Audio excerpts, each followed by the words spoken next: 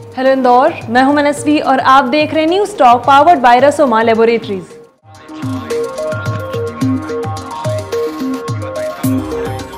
चौदह जुलाई 2021 को मध्य प्रदेश बोर्ड ने 10वीं का रिजल्ट जारी किया।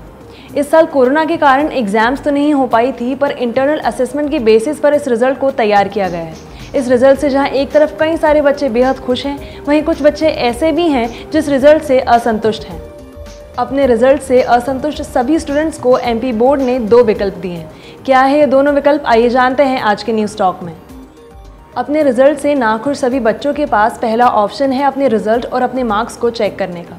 यदि आप भी अपने रिजल्ट से सेटिस्फाइड नहीं हैं तो आप एमपी ऑनलाइन पोर्टल की मदद से अपने आवेदन क्रमांक को डालकर आपको कितने टोटल मार्क्स मिले हैं, कितने मार्क्स कटे हैं और साथ ही स्कूल ने आपको ऑन एन एवरेज कितने मार्क्स दिए हैं, ऐसी सारी इन्फॉर्मेशन ले सकते हैं। दूसरा ऑप्शन है एग्ज़ाम देने का। अपने रिजल्ट से नाखुश सभी बच्चों को मध्य प्रदेश बोर्ड द्वारा एक वैकल्पिक परीक्षा देने का ऑप्शन भी दिया जाएगा।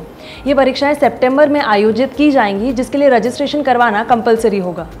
ज़रूरी नहीं है कि आप सभी सब्जेक्ट्स के एग्ज़ाम्स को वापस दें। यदि आपको लगता है कि आपको कुछ स्पेसिफिक सब्जेक्ट्स में, मान लीजिए हिंदी और इंग्लिश में अच्छे मार्क्स नहीं आए हैं, तो आप सिर्फ उन 2 पर्टिकुलर सब्जेक्ट्स के एग्ज़ाम्स को वापस दे सकते हैं।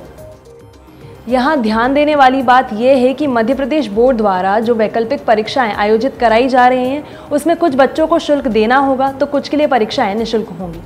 आइए अब हम जानते हैं कि आखिर किन बच्चों को शुल्क देना होगा और किन के लिए परीक्षाएं निःशुल्क होंगी।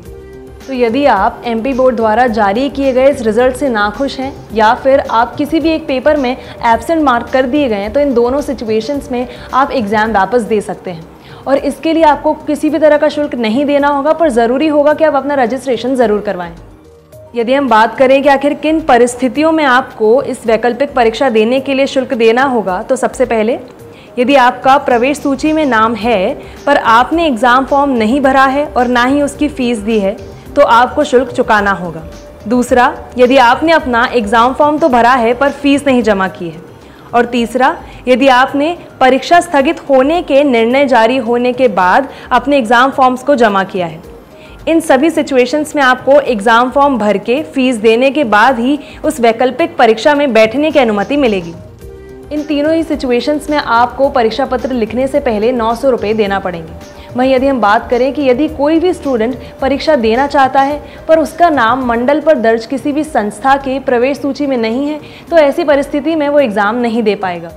साथ ही यदि किसी भी स्टूडेंट का नाम प्रवेश सूची में नहीं है तो उनसे किसी भी तरह का परीक्षा फॉर्म नहीं भरवाया जाएगा। सभी स्टूडेंट्स के लिए रजिस्ट्रेशन की तारीख 1 अगस्त से 10 अगस्त के बीच में होगी और एग्ज़ाम सितंबर में कंडक्ट किए जाएंगे। इन परीक्षाओं के बाद जारी किया गया रिजल्ट ही फाइनल रिजल्ट माना जाएगा और यदि किसी भी स्टूडेंट के रिजल्ट में किसी भी तरह की गलती होती है तो रिजल्ट आने के 3 महीने के भीतर उसमें करेक्शंस के लिए आवेदन कर सकता है। आप देख रहे थे हमारा special segment news talk powered by Rasoma laboratories.